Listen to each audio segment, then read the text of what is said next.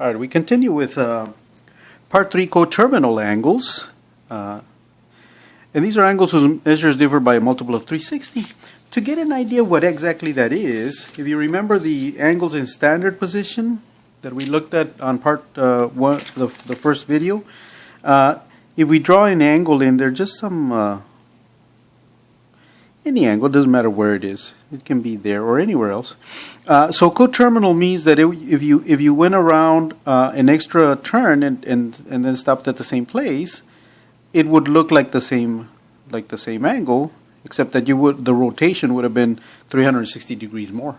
And so that's what this is talking about. Coterminal, if you were just to just draw the terminal side, well, it would be the same terminal side as 360 degrees less or 360 degrees more. And of course, I could keep on spinning around, and there'd be infinitely many coterminal angles in either direction. So they differ by 360 in the positive direction or 360 in the negative direction.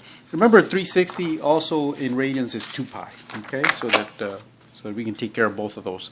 All right, so let's take a look at the examples. Find an angle between 0 degrees and 360 degrees, coterminal with each angle, and A is 816 degrees, B is negative 45 degrees, and C is negative 450 degrees. Okay, so if I look at the first one, excuse me, so I need to take away degrees, but I need to take away the whole rotation so that it takes me back to exactly the same place. So I can take away 360 and see what it gives me. I can take another way 360 if necessary. But I notice that 360 times 2 is 720, and that I can take away 720 without actually going into the negatives. Remember, I have to have an answer between 0 and 360. So if I have 816 and I subtract 720, I get 96, and that's between 0 and 360. So that's my answer, 96 degrees. Okay. All right. Notice for letter B, I'm going to have to add degrees. And for letter C, I'm going to have to add because they're both negative. So letter B is negative 45 and C is negative 450 degrees. We'll leave those for class. All right. Number 2 says find an angle on the interval 0 to 2 pi, coterminal with each angle. And A is negative 7 pi over 6 and B is 17 pi over 3. So A, I'm going to have to add 2 pi's until I get positive between 0 and 2 pi. 17 pi over 3, is that more than 2 pi? Well, a pi would be 3 pi over 3. Yeah? So this is 5 times that much. It's 2 pi would be 6 pi over 3. So this is way too much. Okay.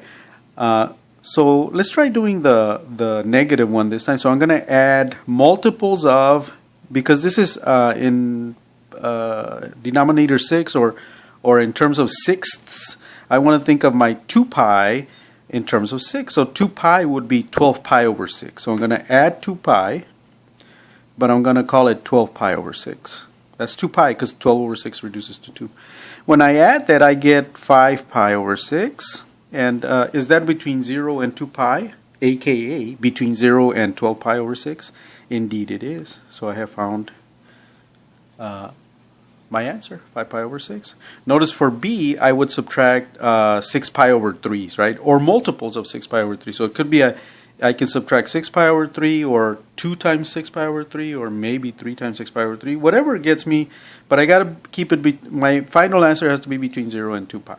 Okay, so we'll leave that one for class. And of course, if you want to do it before we get to class, that's fine. We'll still see it in class. Let's go on to part 4. Arc length of a sector of a circle. So remember, theta is S over R, which means the length of an arc. Or do we recall that? Oh, how do we know? So this says that theta, some angle, is S over R. S is arc length, or the length of an arc, which means along the edge of the circle, some length, right? It can be any length. It can be the whole circle, more than a circle, less than a circle, half a circle, any length. R is just a radius. Okay, and so how do we know that theta is the arc length over the radius? Well, because if you remember what radians are, one length of one radius is 1 radian, And so if you have a length that's really not known, let's say that it's maybe a few lengths of a radii. Well, if you divide by the length of the radius, it tells you how many radii are making up that arc length. And so that's why you would divide the arc length by the length of the radius. Okay? All right. If you solve that for S, you would get S equals r theta. And that means that's if you have some angle that's cutting into the circle,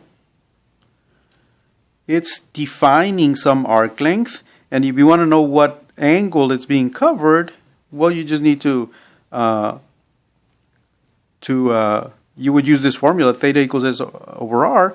If you want to know the arc length and you know the angle itself and you know the radius, then if you manipulate this equation, S equals r theta, so it would be the length of the radius times the angle that's defined there by multiply those two, and that'll give you the length of the arc length that's cut out by the angle, if you know the angle.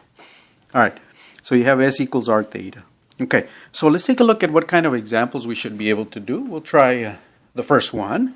It says, number 1, a circle has a radius of 26 inches. Find the length of the arc length intercepted by the central angle of 240 degrees. So first, now remember that the S equals r theta means that theta is in radians.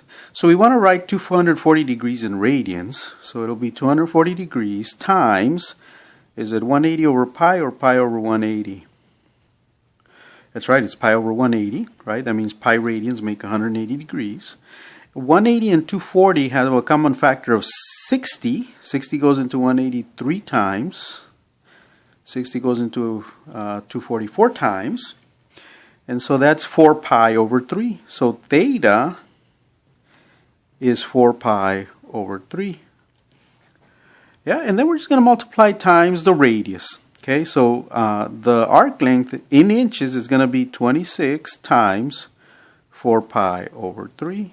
And whatever that gives you is the arc length. Notice it'll be in terms of pi. And then you can estimate it. Letter B says rounded to the nearest hundredth. That means you can estimate it. Okay, so I'm going to let you guys finish that off. Let's look at number 2 says 2 gears are adjusted so that the smaller gear with radius 2.5 centimeters drives the larger one with radius 4.8 centimeters. If the smaller gear rotates through an angle of 225 degrees, through how many degrees will the larger gear rotate? So this is what we want to use to solve that, and then I'm going to let you guys think about it, but I'm going to give you a clue. So the smaller gear rotates through an angle of 225 degrees, but in that 225 degrees, it carves out an arc length. Yeah? And if you think of that arc length is going to have to be covered by the other wheel also. Right? That means if you think of the two wheels moving around together, they cover the same arc length. Right? So if you think of them moving around together, they cover the same arc length because they're matching step for step on the arc length. Yeah, on the edge of themselves. Just one of them is going to be rotating more than the other one. That is rotating more in degrees than the other one. So you can think of this kind of like the gears on a bike. So if you ever seen a bike and you look at the pedals, they have a big wheel on there, but the wheel on the bicycle on the tire on the wheel of the bicycle, that gear is a smaller one, yeah? So that they're covering the same length of chain, but the smaller gear is rotating more than the more through more degrees or through more radians than the bigger one that's on the pedals. Okay, but the arc length has to be the same. So if you can figure out what arc length the smaller gear is rotating through, and then you can figure out how many rotations the bigger wheel is covering. Okay, don't forget we want to use S equals r theta. Okay, so you'll find the S for r equals 2.5 because that's a smaller gear, and then you can plug that into an equation for S equals r theta when the radius is 4.8. All right. Let's go on to part 5, linear and angular speed. And so angular speed, omega, that's like a W-looking letter, is the rotation, which is radians or degrees per unit of time. And usually we measure them in radians, but it could be measured in degrees. So it's rotation per unit of time. And the linear speed, which is denoted by a V, is the distance s per unit of time. Notice s is like an arc length. All right. So we have that omega is theta over t, and V equals s over t. Keep in mind s is r theta, so we could also write that as V equals r theta over t. And theta over t is omega, so we could write that as r omega. All right. An example, a bicycle wheel with diameter 26 inches rotates at 15 rotations per minute. Find the angular speed of the wheel. So through how many radians, let's say, is this wheel rotating? Well, so the angular speed is radians per minute, and let's say in this case. So how many radians is it covered in? Is it covering in 15 rotations? Because it's traveling at 15 rotations per minute. How many radians is it covering? Is it covering in those 15 rotations? So it's 15 rotations. Rotations. I'm going to write that over 1 times each revolution. Let's call it a revolution instead of a rotation. 15 revolutions times each revolution covers 2 pi radians.